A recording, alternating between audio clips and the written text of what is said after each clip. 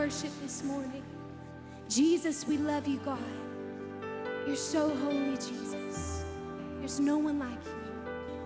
Come on, we sing. All these pieces broken and scattered, in mercy gathered, mended and whole, empty-handed but not forsaken. I've been set free. I've been set free. We sing. Amazing grace, how sweet the sound that saved a wretch like me. I once was lost, but now I'm found. Was blind, but now I see. Oh, I can see you now. Amazing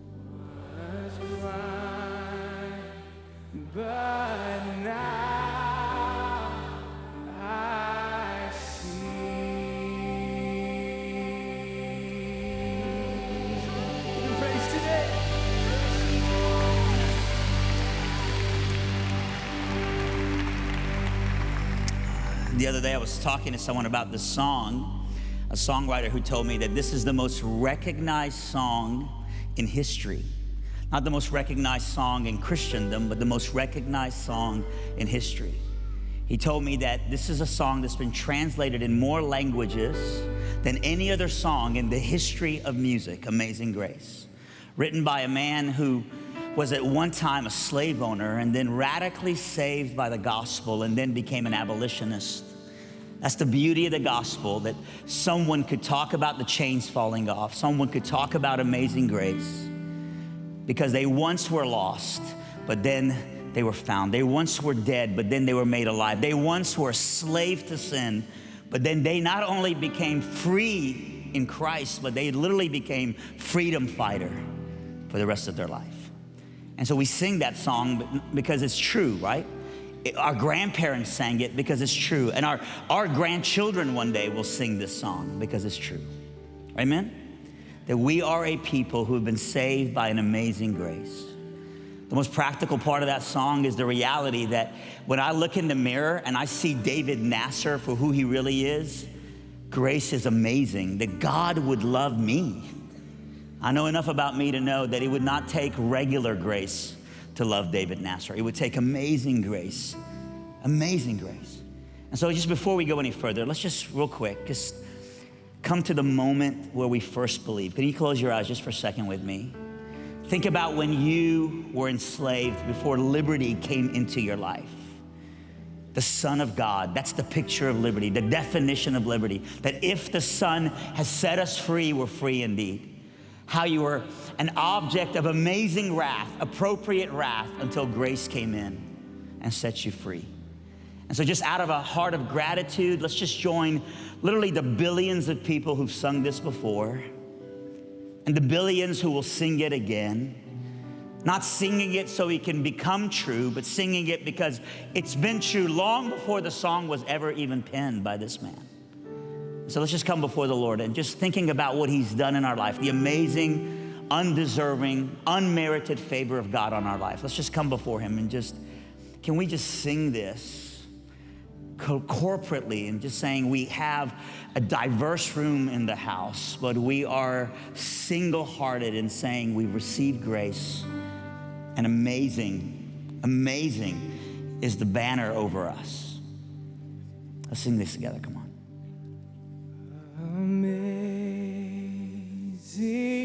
grace, how sweet the sound that saved a wretch like me.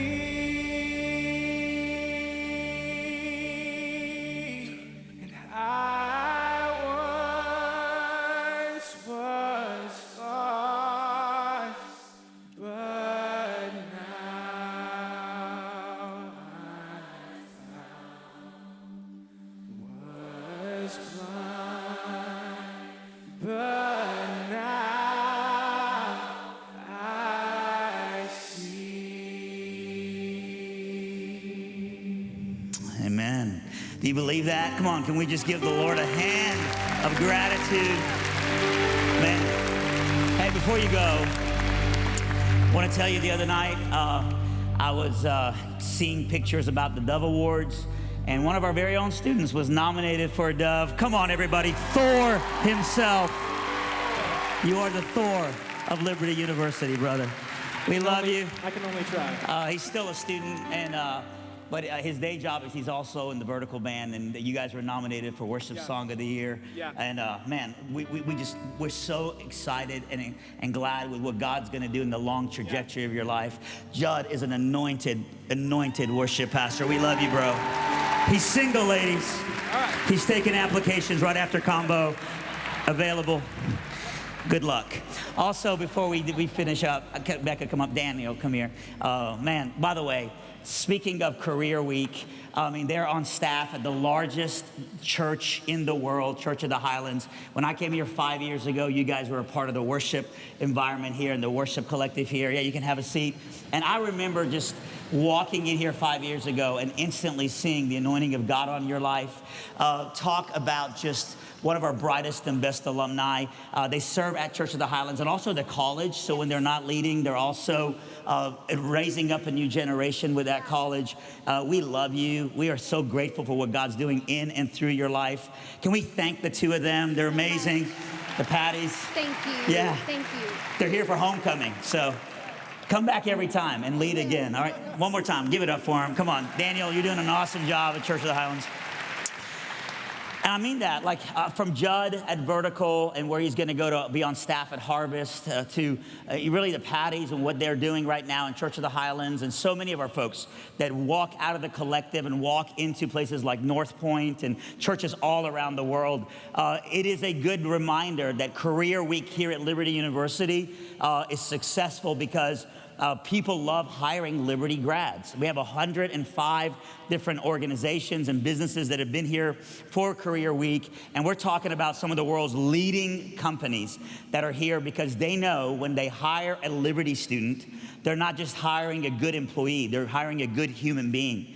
And a lot of them aren't looking for Christians. They just know Christians show up. Christians gossip less at the water cooler. Christians are kind, they're patient, they have self-control, the fruit of the Spirit, and they want that as a part of their team. And so they don't sometimes know how to language who you are. They just know that they want more of you, all right, in the room when they do whatever they're gonna do as a bank, as an airline, as whatever. And so I wanna commend you and tell you, people love hiring you because you are really the salt and the light that makes everywhere you go better than they found it. And so thanks for that. Because it is Career Week, we get the opportunity to have one of the best, I think, guys in the world that talks about really the blue collar career, but is a big advocate for the white collar career. The great, the one, the only Mike Rowe in the house. Such an honor to have him here. And we latched on one more guest, and so Mike and I are going to sit down for a good bit, but then we're going to have about 5 minutes. We've asked them to stay after he was here for yesterday's Convo Select, which was a packed house with our School of Business, to give us about 5 minutes of a thought. And it's so awesome to have James Bearden with us. James is the executive producer for the single most successful radio broadcast in broadcast history, the one, the only, Rush Limbaugh show, all right? So the man, the myth, behind the curtain is right there. So he'll give us about 5 minutes of just thought before we dismiss this morning. But let's just get right to it. Let's watch this about Mike Rowe. You know him from his show Dirty Jobs, but Mike Rowe is much more than a TV host. The dirtiest man on television. You've heard him too. He's the narrator for shows like Deadliest Catch and American Chopper. My role on the show is pretty simple. I'm an apprentice, and I work with the people who actually do the jobs, and my responsibilities are to simply try and keep up and give an honest account of what it's like to be these people for one day in their life. If I see a shark, start screaming something like, "Shark," and then chaos will ensue, tagging will occur, research will unfold before our very eyes. On this episode of Ghost Hunters International.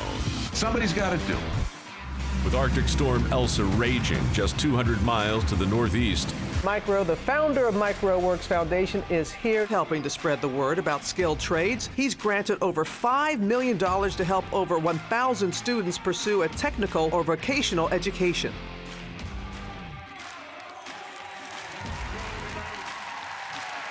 Such an honor to have you here. So great to be here.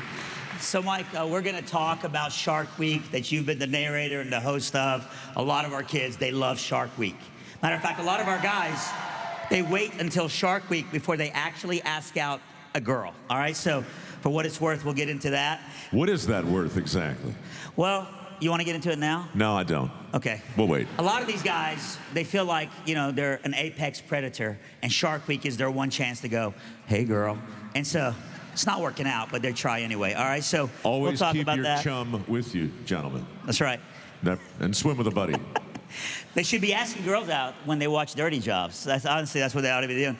But we also have you hosting that. You've been in so many different things. We'll get into all that. But right off the bat, just to give you a little bit of history about your upbringing, and before everyone knew you as this great celebrity, how you got to this place. It's interesting that people know you as a very trusted individual, as kind of the voice for the everyday man in one sense.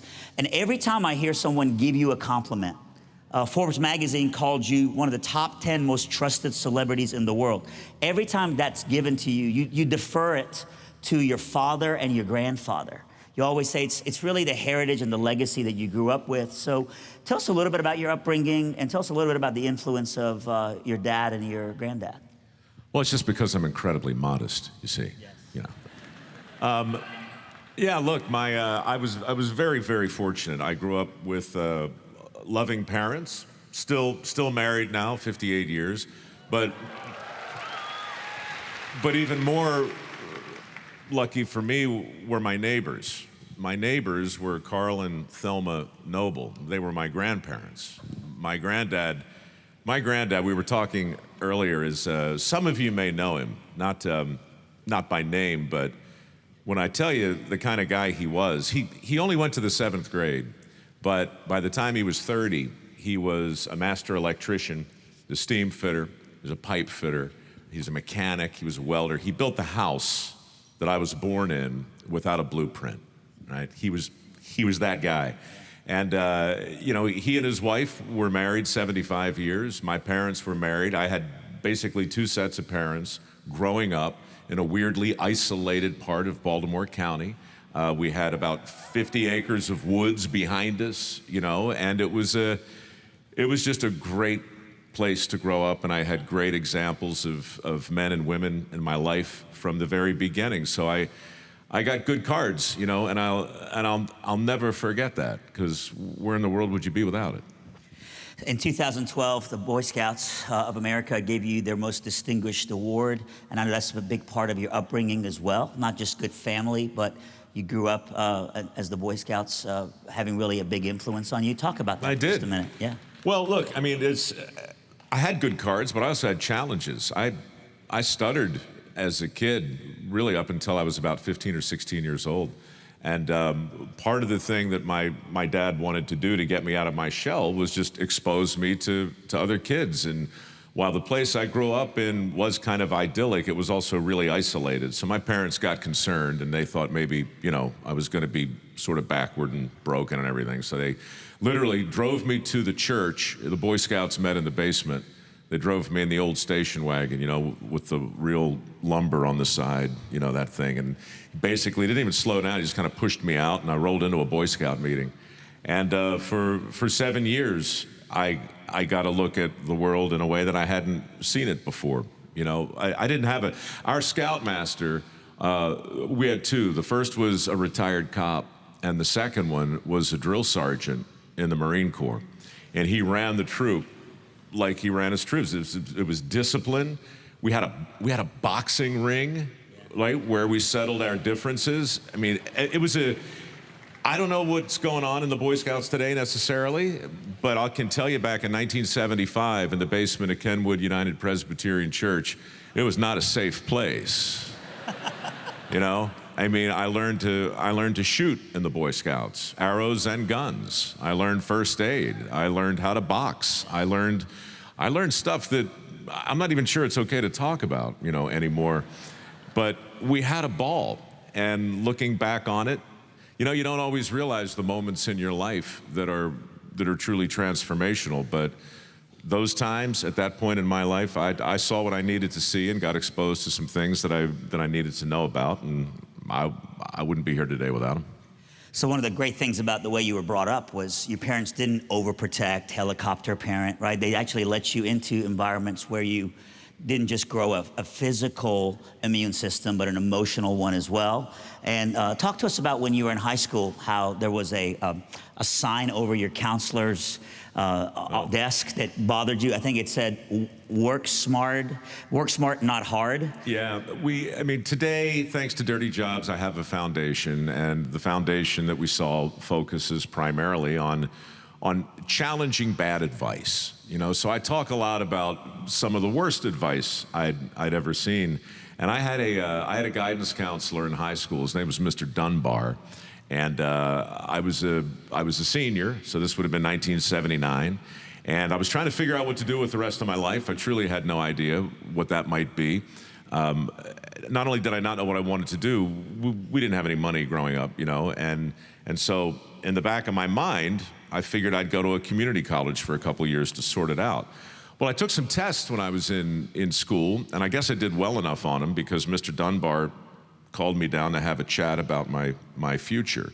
And he said, look, based on your test scores and what I know of you, you should go to, it was William and Mary, it was University of Maryland, and the University of Pennsylvania. So 3 great schools. Terrific schools, right? And he made his case for the schools, and I said, look, the thing is, Mr. Dunbar, I don't really know what I want to do, and I don't really have a ton of money, so I think, you know, at $26 a credit, I'm going to go over to the community college for a while. I'm going to try some new things, learn some things. He said, no, Mike, that'd be a huge mistake. That'd be beneath your potential, were his exact words. And then he pointed to this poster that was hanging on the wall, and the poster had a picture of a college graduate holding a degree, standing next to that was literally it.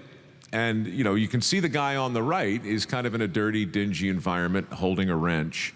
And the guy on the left is optimistic. He's got his whole life in front of him because he's got his degree. And then he did 2 things.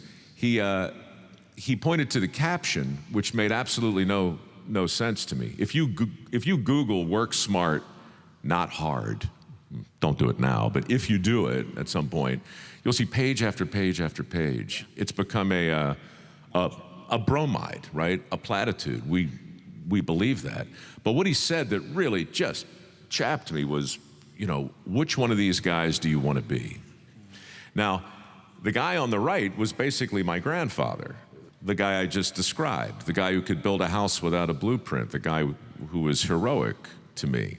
And I just couldn't believe what I was looking at.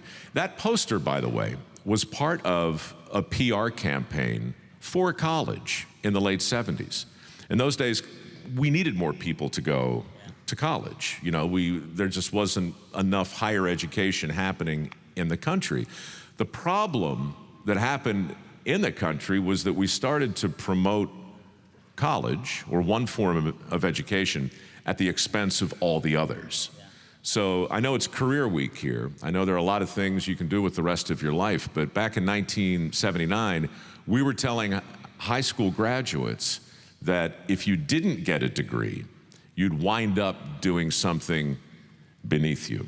And that always bothered me, you know, and that's why Dirty Jobs became the show it became. It was a tribute to my grandfather. That's why the foundation exists today, and that's why Work Smart, Not Hard is maybe the worst advice in the world. I remember thinking at the time, I wanted to lean across the table and take a Sharpie and cross out, you know, the word not and write the word and. And while I was leaning over, I wanted to smack Mr. Dunbar right in the head. So actually, we did that. There it is. We did that exact thing, and last year, that's me, by the way, holding my college degree. You can't see, but I'm not wearing any pants underneath my, it's a metaphorical thing, I think. But the guy on the right is my cameraman. His name's Taylor Wooten, been with me for years. And he represents, in this photo, a guy with no college debt, a job that pays about $90,000 a year, whereas I represent a guy who got his credentials but didn't really get trained for a job that actually existed and now enjoys $90,000 worth of debt and no specific opportunity. So, all of that's a long way of saying education is hugely important, but there are a lot of ways to get the education and the training and the competency that you need. And my life today is spent largely talking about those alternatives. Yeah, and one of the reasons we invited you to this particular week is because people maybe at first glance see that and think, oh, wow, that poster had the opposite effect and made you like the voice and the face of the blue-collar man against the white-collar man, but you've been so vocal for the college education, for the white-collar man. You're just a big voice for, if you begin college, finish and get your degree. You're just a big voice of diversify your portfolio. Here at Liberty, we have trade job opportunities. As a matter of fact, your foundation scholarships several of our students, where some of our students can become welders and plumbers and electricians, and they can work on engines with 1-year degree and walk into a 6-figure job. But a lot of our students diversify it. They take welding and engineering so that their resume goes to the top of the stack. So talk to us about the balance of that and why you're not pushing against the education, but you're saying debt can become an investment into your future if it's done right. You have such a balanced view of that. Well, if you look at a quarter, you know, it's got heads and it's got tails. You know, it's got two sides of the same coin. It makes no sense to talk only about one side, but that's kind of what's happening in our country today. Everything is binary. Everything is this or that. You know, it's blue collar or white collar, smart or stupid, good or bad, right or wrong. We've lost the shades of gray. And so I spend a lot of time trying to make the point that a balanced workforce, you know, requires a healthy number of tradespeople and a healthy number of, you know, all kinds of different things. So look, for me, my college experience was invaluable. 3 years at a community college, a little bit of work, then a couple years at a university. And when the dust settled, it was 1985, and I had paid, what, 12 grand for the whole works. Today, the whole works is, well, you guys know, it's like $100,000. Same exact thing. So that doesn't mean college is any worse or any better than it's ever been. It simply means it's more expensive. And so to manage that properly and to be aware of it as you go, and like you say, to pick up some useful skills along the way so that when you graduate, you know, 50% of people who graduate don't find work in their chosen field. They have to adapt. They have to figure out something else to do. That's a big lesson. And the sooner you learn it, I think the better off every individual will be, and the better off our country will be. The numbers don't lie. I mean, the person with the undergrad degree, makes $1,100 on average per week. The person without one in the entry-level work gets $750 per week. The person, by the way, with a master's degree makes $1,400. The person in the unemployment rates, the person with the degree is far more likely to hold their job when the economy tanks than someone else. And then there's all the other things that invest, you know, that you can do in buying stock in yourself by furthering your education. And so people with a degree typically also have benefits. They have medical benefits, they have retirement. People without a degree typically are less prone to have that. So what is the balance? I mean, you're such a voice for both, but be wise as a serpent, gentle as a dove in the way you do it. What advice would you give someone who's here? Obviously, you got a room full of college students, and we brought you here for this moment, and is trying to figure out, like, at what point does this degree really begin to pay off? Like, you can't just be a lawyer without a degree. But you can be a songwriter without one. Sure. So why would someone take a political science degree or get a talk to us about the balance of that, because you have such a great, unique perspective. Well, if you're at the doctor's office and he recommends some sort of procedure, or she, it's kind of comforting to look up on the wall and see that they actually graduated, you know, from someplace. It's nice, right? So I'm not anti-degree. I'm not, you know, anti that or anything else.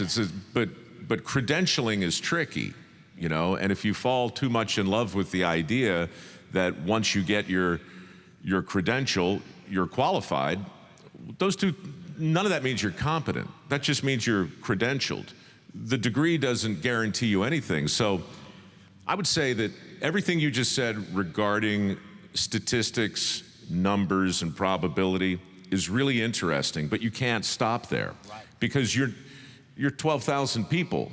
Right? There's no way I could give you any advice that would be valid for all 12,000 of you. You're 12,000 individuals. And when you start looking at, well, what this group of people is typically likely to make as a result of these actions, okay, but be careful. That's right. Because my foundation has trained close to 1,000 people. We have welders who had a high school education, went through a 9-month program, who are now making 6 figures. Now, do they bust their butt? You better believe it. Some of them are working down in the Gulf, right? Some are offshore, some are up in North Dakota. working in the back end. But these guys are incredible. They learned a skill, welding. Then they learned how to work on heavy equipment. Then they got great at it. Then they figured out how to love it. It's really popular today. And I don't want to sound like the grumpy neighbor yelling at the kids to get off the lawn or whatever, but I mean, when we talk about job satisfaction, and we talk about passion, and we talk about happiness, what do typically? We say, all right, you want to be happy in your work, here's what you do. This is what we'll tell a 16, 17-year-old kid. You've got to look into the future and identify the thing that you believe is going to make you happy. And then you need to formulate a plan. And that plan is going to involve borrowing some money. And the money that you borrow will allow you to get the knowledge that you need to execute that plan. And then once you get that knowledge, then you go out into the world and then you attain the job that you determined will make you happy 5 years earlier. And then you're allowed to be happy. Right. It's completely backwards, right? The people ask me all the time, why was everybody on Dirty Jobs having so much fun? It was such a lighthearted show. Most of these people are covered in other people's poop or something worse, and people are laughing and having a ball. Why? What do they know that we don't know? And part of the answer is they didn't follow their passion. They brought it with them, right? They didn't look around to see what would make them happy, and they didn't go on some vision quest to look deep within themselves to determine their wish fulfillment. They looked around to see where the opportunity was. They looked around to see where everybody was going, and then they went the other way. They took the reverse commute. I know a guy, Les Swanson, up in Wisconsin, season 1, Dirty Jobs, right? You guys know Les Swanson, or you just love Wisconsin? What is it? There's nothing wrong with Wisconsin. He's a septic tank cleaner. Yeah, I met the guy, and we spent a day together, and we were literally standing up to our chests in the worst of the worst, sweating and knocking cholesterol off the wall with something that might have been a shovel. I don't know what the tool was. It was insane. But in the midst of it, I looked at him and I said, Les, you're such a happy guy. What's your secret? What are you doing down here? And he told me whatever he told me. And then I said, what'd you do before this? He said, I was a psychiatrist. I said, you're kidding me. He was probably 57, 58 years old at the time. And I said, why'd you quit? And without missing a beat, he said, I got tired of dealing with other people's crap.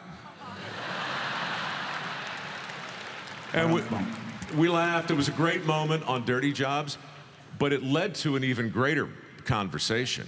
It's like, Les, what do you, so today, what's the story?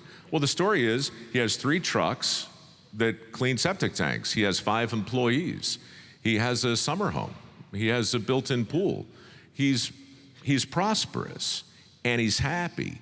And he got that way because he looked around to see what nobody was doing.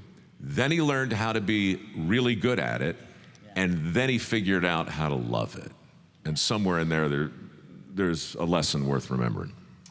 I think that's one of the unique things about Christian education, higher learning education at this level, is that a lot of times a poster like the one that stirred something in you has a spirit of superiority, where it looks at someone who has the white-collar job as better than someone with the blue-collar job. As Christians, we feel like we've all sinned and fallen short to the glory of God, that all people matter to God, that all people are valuable. And so, and then what drives so many of our students is they're not trying to get the most amount of money and the house by the country club. They're trying to leverage their occupation for worship, for mission. And so they know, as a doctor, I can do more, help more, invent more, change more, all as an act of worship. So it's not about work, but worship. And that's what's unique about what we do here. And also, a lot of our students end up meeting the very people they'll partner with in life and partner with in mission and ministry and occupation. And so that's really what I think is unique about a Christian environment like this. Talk to us about the Discovery Channel and how I always used to think of it as the white collar, uppity, kind of like the smart man's TV in the background while I'm eating dinner, kind of a channel. And then all of a sudden they got hijacked by the dirty job, show. Yeah, Yeah. I did that, yeah. 8 seasons, 150 episodes, 5 Emmy nominations, by the way. Congratulations on the success of that show. Thanks. Talk to us about that as soon as we watch this video about that show, and I want to hear more about it.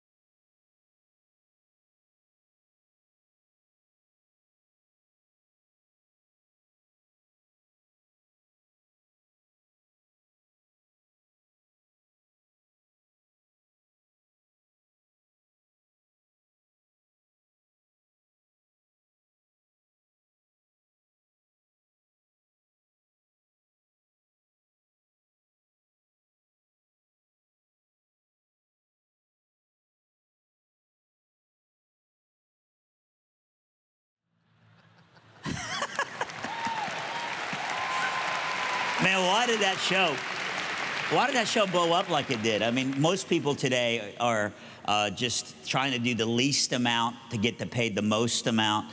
But that show really, struck a nerve with the world. Why do you think it was so successful? Well, I think there's a couple reasons. It was an honest show. That show was the tribute to my granddad. Yeah. I was working at CBS back in 2002, I guess it was. My mother called me. I'm sitting there in my cubicle. I'd been hosting a show called Evening Magazine, and I'd done a lot of things the 15 years prior, impersonating a host, working out in the world. And she called and said, Michael, your grandfather is 90 years old. He's not going to be around forever. Wouldn't it be terrific if before he died, he could turn on the television and see you doing something that looked like work? That's amazing. It was devastating, right? And of course she was right.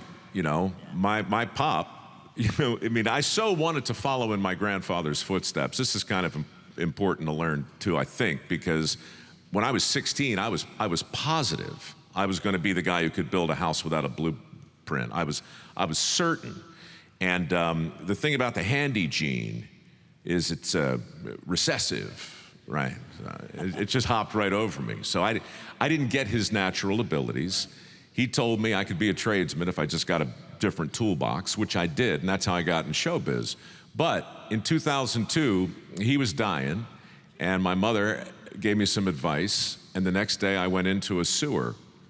I hosted Evening Magazine from a sewer with a sewer inspector, and it was an amazing bit of crazy footage. There were roaches, and there was a lot of other people's stuff, and there was a rat that landed on my shoulder and jumped into my lap and drove me face first into a river of poop. And it was a baptism, man. I mean, it was the second baptism of my life. I've seen your pond out here, by the way. I told them about the baptisms. I've seen the pond. And I'm just saying, the sewer was worse. Just a sweet irony behind that. Hey, you just got saved. You should get baptized. Great. In the pond. No, so that when you die, you'll go straight to heaven after your baptism. So what happens, long story short, that footage turns into the first episode of Dirty Jobs. Yeah. And the reason the show blew up, a couple reasons. First of all, we never did a second take. No rehearsals, no pre-production, no actors, no scripts, none of that stuff. It was real, true reality TV. The second thing, though, and the reason I knew it was going to work, it was funny and strange and humorous, and optically all kinds of cool things happened. But after that first episode, I got maybe 10,000 letters. And the letters were from people who weren't necessarily loving the show or me, but they all said, Mike, if you're going to do a show about work, you got to meet my brother, my cousin, my sister, my mom, my aunt. Wait till you see what they do. And so I realized early on that the country was anxious to tell stories about work. The country needed a career week, you know, in 2003, because we've been arguing over the definition of a good job. What Dirty Jobs did was it showed the world that there's dignity in anything. And the truly great workers aren't people with the truly great jobs. They're the people who show up early, stay late, crawl through a river of poop with a smile, right? Those are the people we celebrated on that show. And that's my answer to your earlier question, too.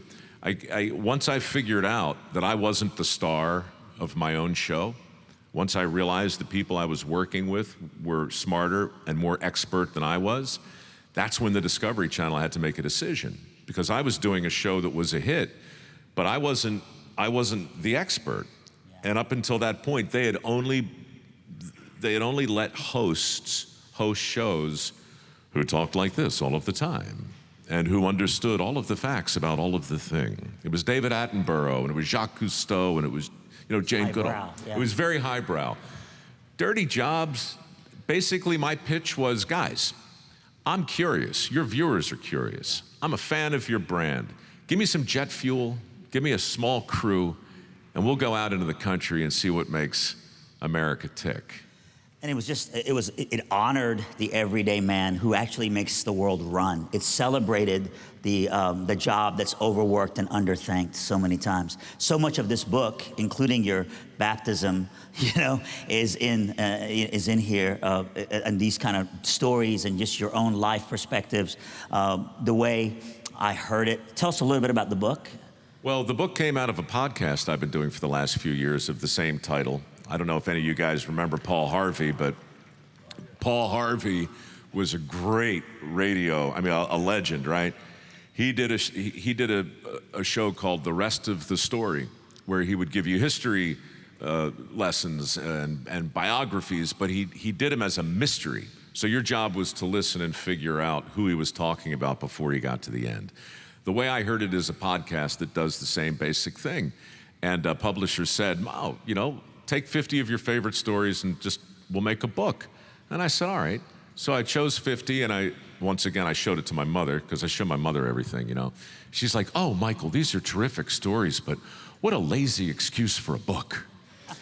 I'm like, well, this is what the publisher wants. What do you think I should do? And she said, why don't you, at the end of these stories about famous people you've never met, why don't you write something about yourself from your youth or from Dirty Jobs that might explain why you think you chose to write about the person you wrote about? So I said, basically, you want me to write a memoir? Yeah. And she said, yeah, kind of. So the book goes back and forth between autobiography and biography. It's a little mystery, it's a little memoir. It's stories about famous people I wish I knew, but I don't, juxtaposed with stories from the sewer. And stories from my life. Man, I have to read a lot for the guests that we have just to prep for the interviews. I really, really enjoyed this book. It just went fast, and one minute you're laughing, the next minute you're like teared up just thinking about these very endearing moments in your life. Well done on the book, and I can't wait for our students to get it. We're gonna have it at a discounted rate for you. Of course, man, we can't get you off stage without talking to you about Shark Week, all right? Let's watch this for just a second. Hold on.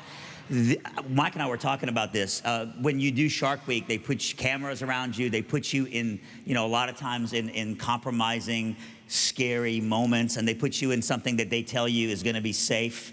They lie. Yeah, like a diver's cage. And I was saying, man, diver's cages are such a lie, you know?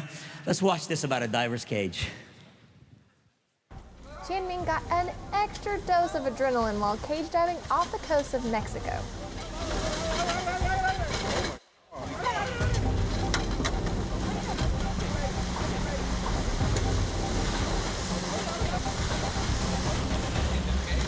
In the cage.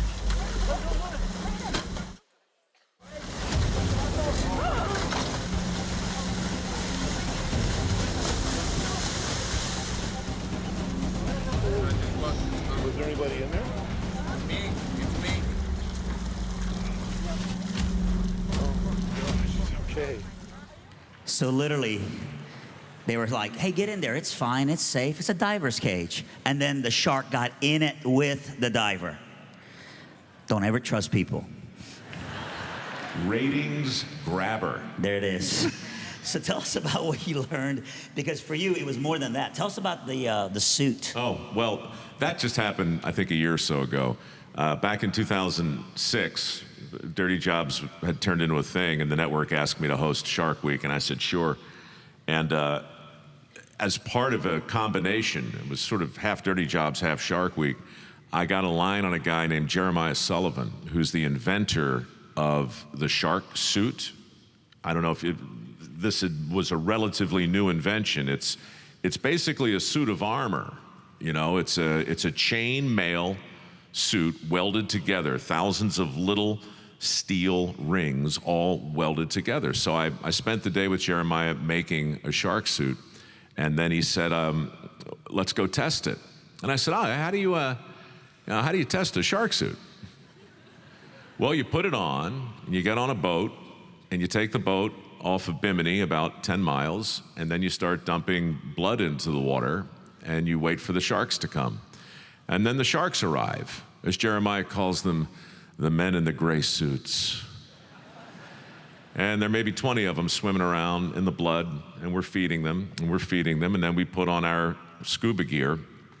And then, against the laws of God and man and common sense, we jump into the feeding frenzy, and we sink about 60 feet to the bottom of the ocean. My crew comes in behind us, and the sharks follow us down, and there's blood everywhere, and the sharks are swimming around, and we open up more chum, and we let them bite us. And when a shark grabs you, like really grabs you, I mean, it's a heck of a thing, you know. You just I've seen Jaws like 100 times, you know. I get you literally have shark's tooth in your... Oh yeah, I've still got a hole in my leg. The sharks grabbed us and tried to tear us from limb to limb. I was a tug toy, 60 feet down. I mean, how bad do you need ratings, bro? Really bad. Really, really bad. No, look, I've done a lot of things. I don't have a bucket list, but if I did, you know, that wouldn't have been on it in the first place, and it'll never happen again.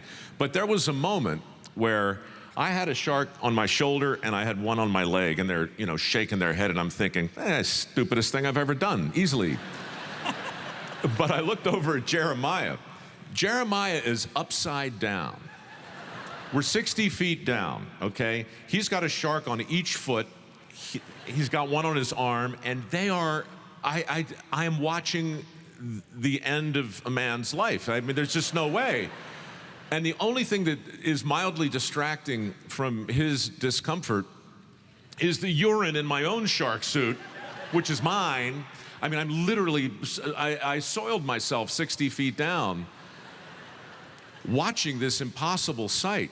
And just when I thought it could get no worse, a big shark swam over my shoulder, and his tail knocked the regulator out of Jeremiah's mouth.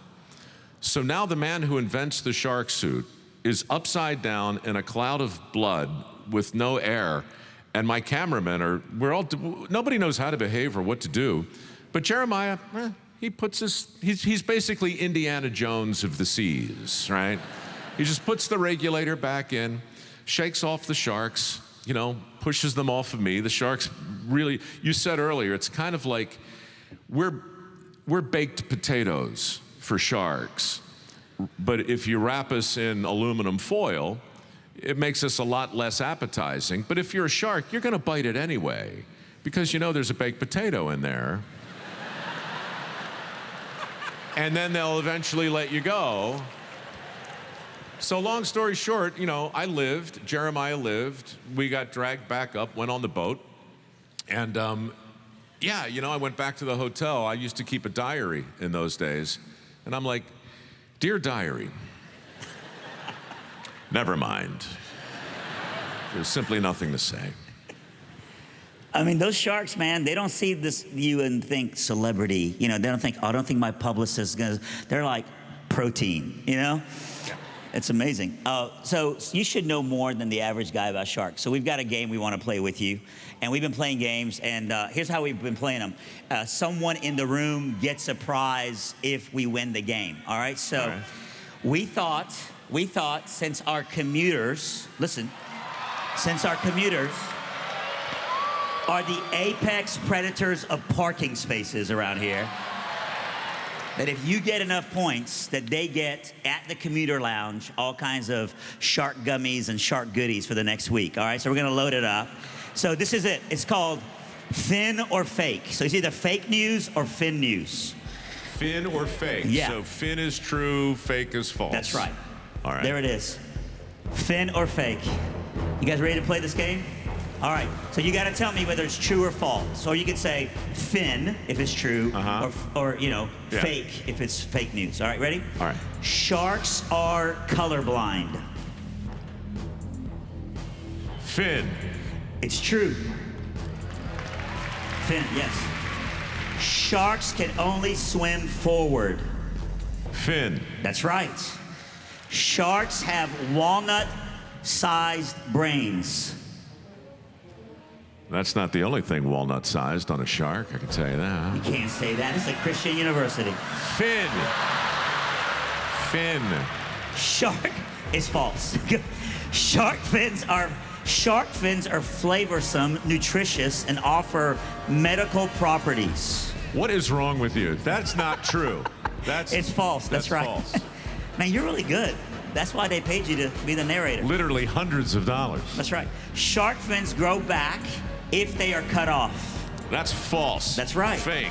Sharks go through around 30,000 teeth in a lifetime. That's fin. That's true. That's right. Last one.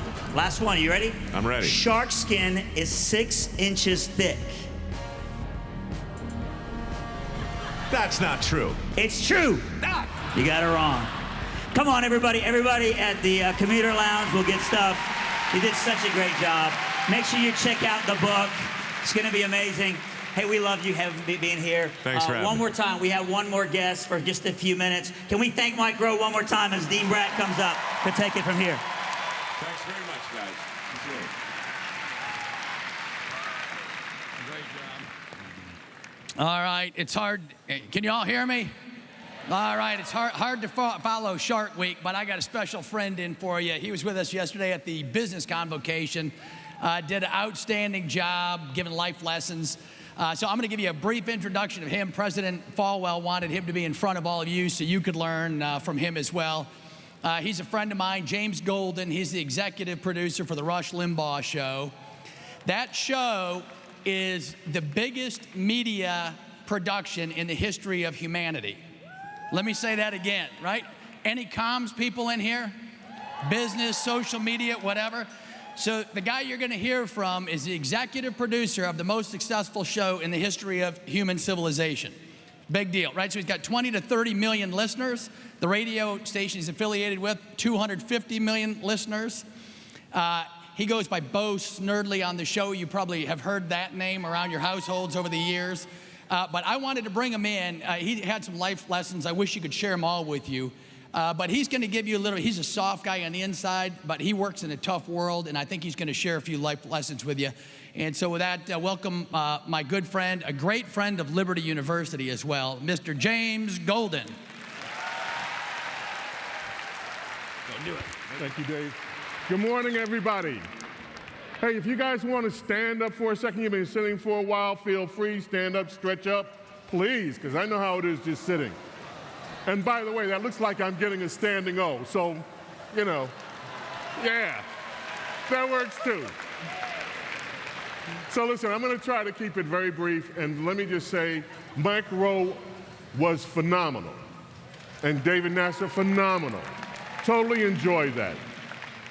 I enjoyed the worship and the music. Isn't it awesome? This is my second time at Liberty University.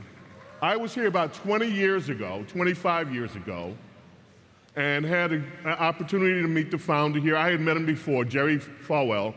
And to come back to Liberty University now and see what Liberty University is, see part of it.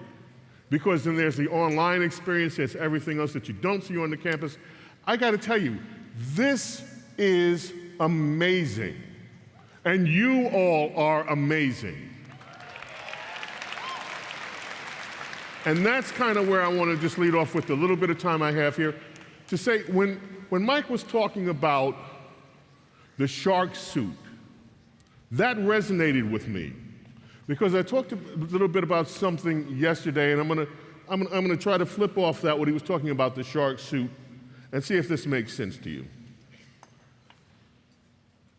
I read the news stories that you don't.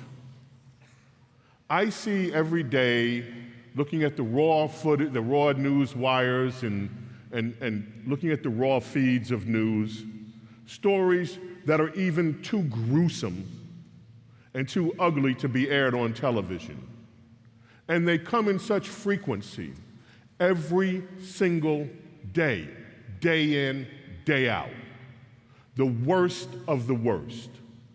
Children being horribly abused. Children committing murders.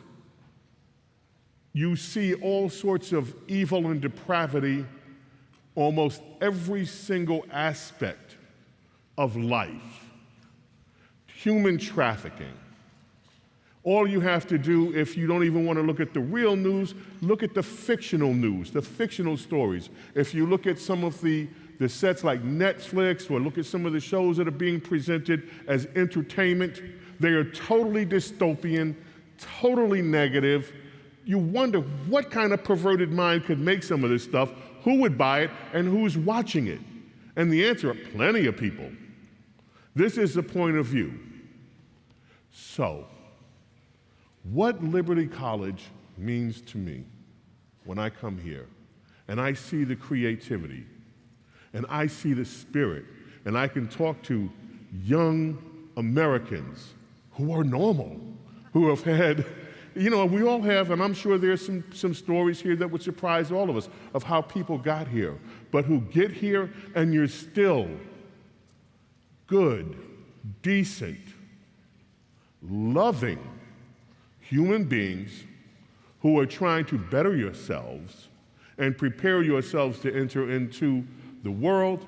It is so refreshing. But for those of you graduating soon, for those of you who will be graduating in the next few years, remember this. When you get out into that world, you're going to find a place that's not so nice. You're going to find a place where in some cases, if you're in the financial markets, where greed has overrun morality. You're going to find a place, even if you're in the healthcare world, where you wonder, how can people with a conscience honestly charge someone hundreds of dollars for something that cost a few cents? How is this correct? If you go further into certain industries, you will see manifest before you all sorts of things that go against your moral code. So what do you need? You need a shark suit. You need the armor. You need something that you can rely on to keep you from being dragged under into the morass. And what is that? Well, you have it here. Take Liberty University with you. Take liberty with you as you go out in the world. Keep it with you. Take with you what brought you to liberty. Your belief in God. Your belief that you live in the greatest country in the world. Your belief that we have the best people in the world. All you have to do is look at those volunteering for our military and see what this country is made of.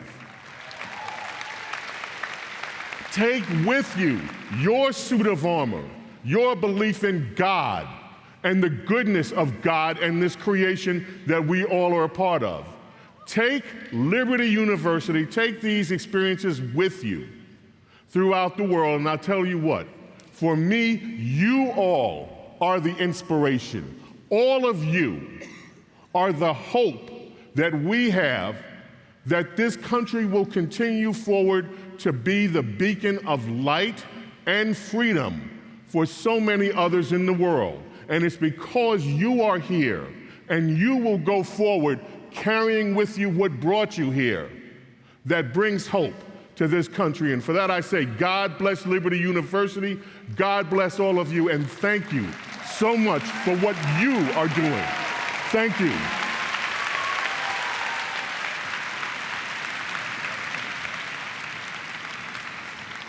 All right, I'm glad he got to share his heart with you guys. It is career week. I want all of you to check in, get with the career office, go through those steps, come to the business school. We want to share it with you. And with that, God bless. You're excused. Go out there and serve the world. Thank you all.